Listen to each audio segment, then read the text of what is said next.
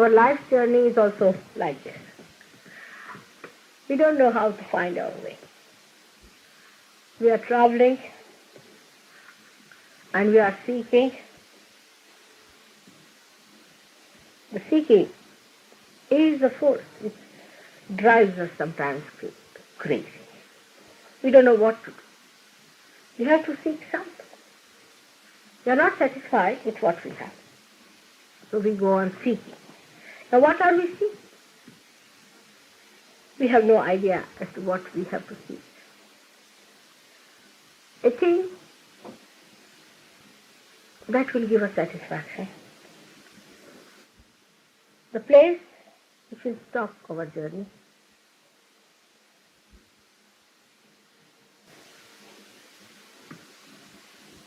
Our abode where we would rest. This urge within us is very evident in the modern time. It was never so much. This is the first time you find so many people are seeking. And they are genuinely seeking. They feel that there's something lurking in their being. There's something that is missing. It is being said in the scriptures, in all the scriptures, whether Indian, Islamic, or biblical, that to be there, you have to be born again. In Gita, Sri Krishna says, those who see can see. Those who cannot see, cannot see. Yasa pashyati, sa pashyati. The one who cannot see is a simple thing. But to a normal human being, he can't understand that I can see everything. Why can't I see? I see the color, I see the room, I see everything. Now why it's said that those who can see, and those who cannot see, cannot see. It's a very mysterious statement.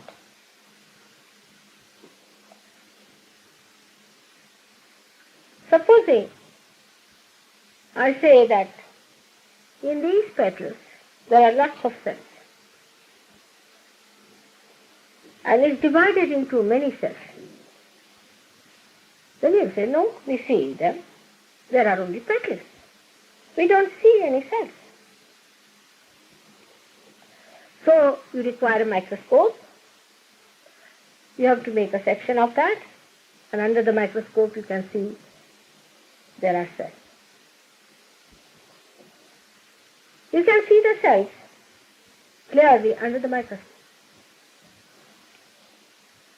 All that is material you can see with your material eyes. But there is something else about which these people are talking, that you have to see it through your spirit. It gets satisfied by itself. Atmanne vatmane pushta. The spirit gets satisfied by itself. These sayings sound extremely mysterious to us.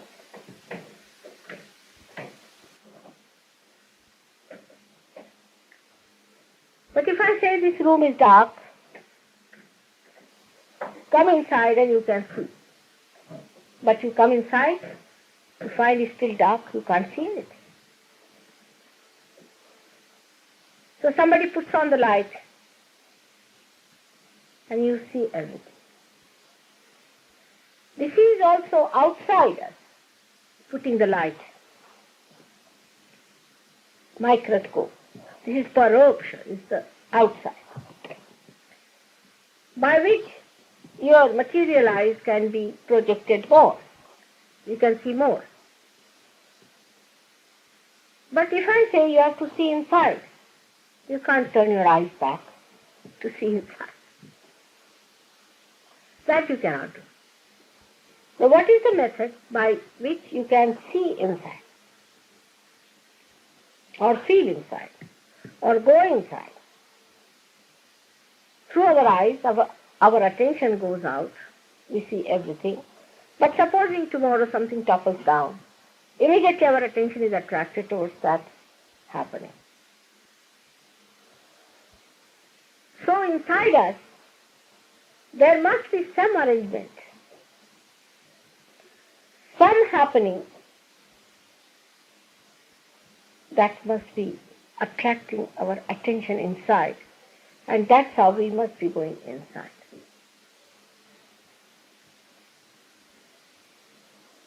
We have evolved from amoeba to this stage. We are human beings. Our evolution has come through our attention fixed outside. The happening has to go inside. But the evolution so far has been by going outside. Like some fishes felt the land and tried to crawl out, and they became the reptiles. The reptiles wanted to run fast, so they developed 4 legs as a tortoise. As animals, they could not eat, so they raised their heads. Things at the height they could not see, so they raised their body more. So all the evolution so far has come through the urge of seeking only, but it has been outside. We have been seeking food. As human beings, we are seeking power. We have been seeking money, possessions, comfort.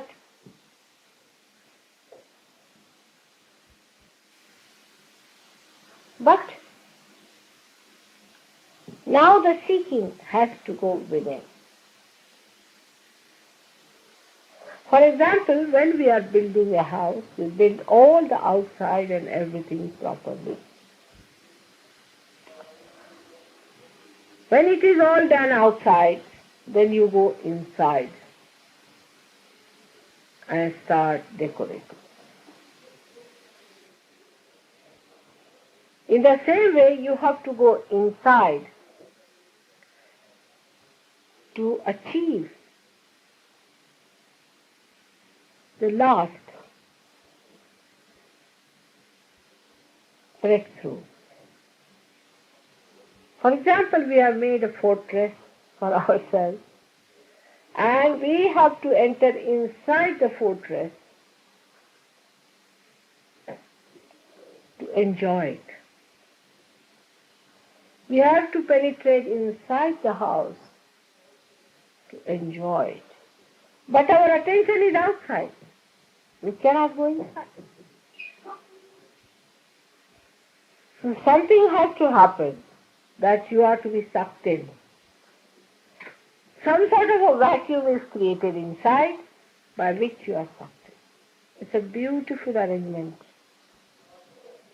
which has been sahaja, means spontaneously growing within us. Like a seed has all the maps of the tree it has to become. It does not have to consult A to Z or anything. It has its own map, and it grows on that map spontaneously. In the same way, our being has been growing spontaneously since we were just matter, lifeless matter. Gradually it was sprouting, and we reached the stage where today we are human beings. But that's not the end, because if it was, we would have known our meaning, we would have known why we are here.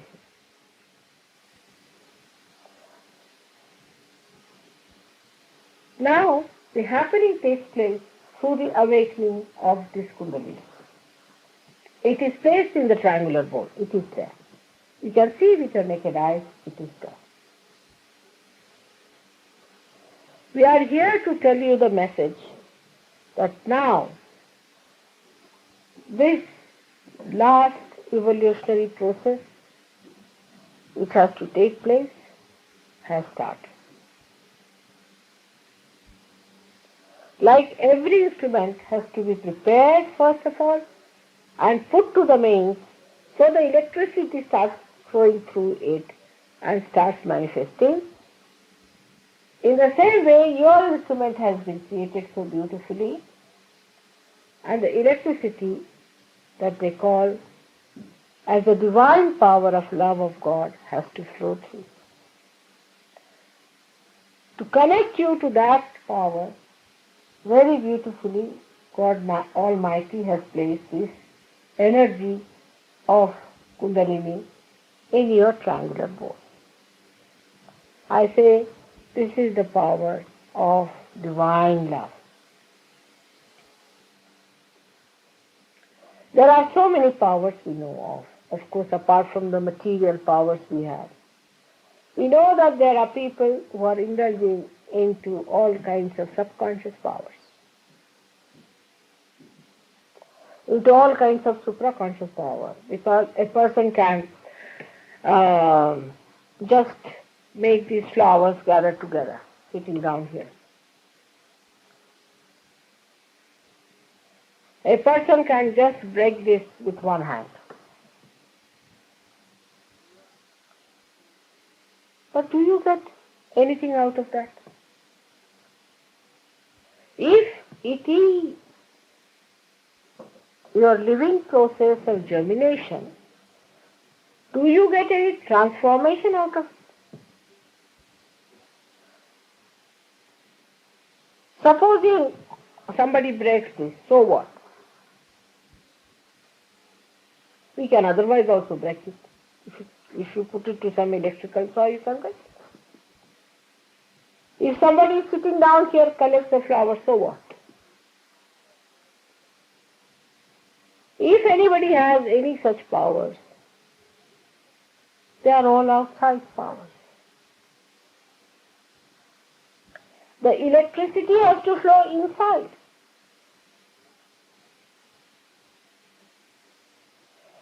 So to have your own power, you individually have to be connected with the being. What's the use of seeing somebody else's powers also? Best thing is you are your own guru. And you have your own powers. For example, when this thing is not lighted, it looks as if it has no power. But as soon as it is lighted, you find this light coming in. It can burn.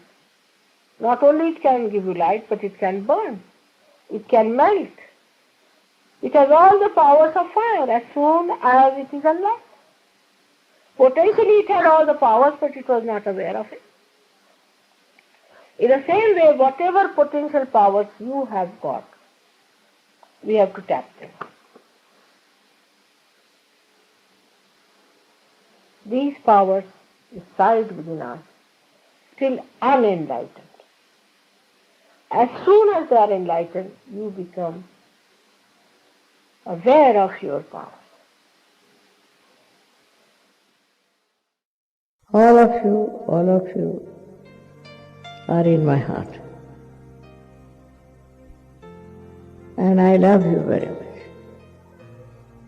And I want you people to come as soldiers to fight with me. It's possible with the power of love.